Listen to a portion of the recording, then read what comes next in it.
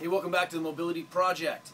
Here's what we've got going on today. CrossFit.com main site has either Mary or Cindy. Mary requires handstand push-ups, single leg squats, pistols, or you're going to do lots of regular pull-ups and some regular kind of air squats. So here's what we're going to do. We're going to do two things. They're either going to prep you for being overhead doing lots of pull-ups, which you're going to have to do either way, and it'll help your handstand push-ups either way, if you can do that or not. And then we're also going to work on that pistol position. So first things first, let's take the up top. We haven't done both of these together. I've got, this case is my uncle's lacrosse, he's got tennis balls, and then he's got a trigger point ball. What we're going to do first is do that kind of shearing. I'm going to put that right in the middle of my back. I'm going to first work my way up and down the back, just extending over. But the real issue, if I find something tight, that's fine. The real issue, though, is I want to start putting my arms over my head. Remember, in that neutral position, I should be able to keep my rib cage down. Nice, hollow, tight position. I'm able to get my arms all the way over my head without the extension.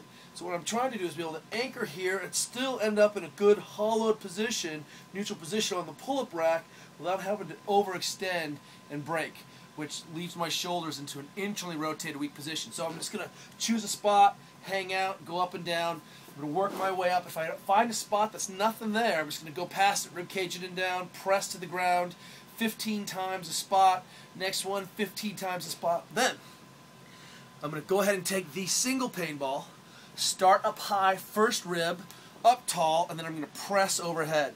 Really trying to get those first ribs and not the motion segment of the vertebra out of the way.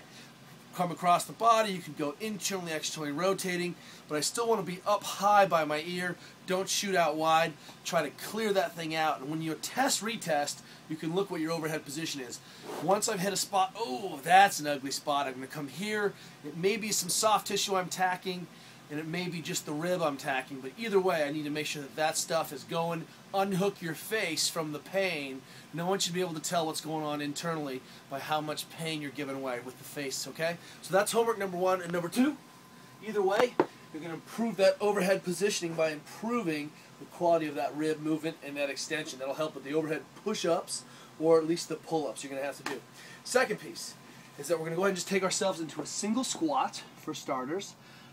Ankle the foot, go ahead and press that foot out, and then what I'm going to start with is just oscillating back and forth. I can contract, relax here, get tight, and then try to drop in, trying to improve the quality of the movement into deep flexion.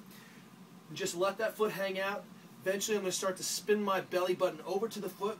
Again, contract 5 seconds, release, keep the foot, hand on the foot, keep working over, winding up, starting to add a little tension in this lateral part of my leg. Get tight, tight, tight. Release, come a little further. 2 minutes each side, contracting, releasing, hooking, look for those tight pieces. Then lastly, I'm going to go ahead and do a capsule mode to wind that thing up and to improve my flexion, which is going to allow me to end up in a better single leg squatting position when I do my pistol. I'm going to be able to get this leg further up into the chest without having to pull me backwards. I'm going to go ahead and externally rotate, block the leg, and then I'm just going to keep myself at about 90 degrees for start. I'm just going to push my hip over, oscillate back and forth. Don't blow through your labrum. If it feels sketchy, it's sketchy. Hang out here for a second. Let this thing load into the back of the socket, and then just oscillate back and forth. Don't be a knucklehead. Press over, kind of hit that lateral caps a little bit, push into a little bit of flexion, not too much, but see what happens. And then notice that when you do that pistol, you'll probably be able to close this hip a little bit further than this hip. So make sure you do that both sides too. That's a good strategy for mobilization prior to a workout. I recommend both of those things, all four of those, before you tackle this. I'll see you guys tomorrow.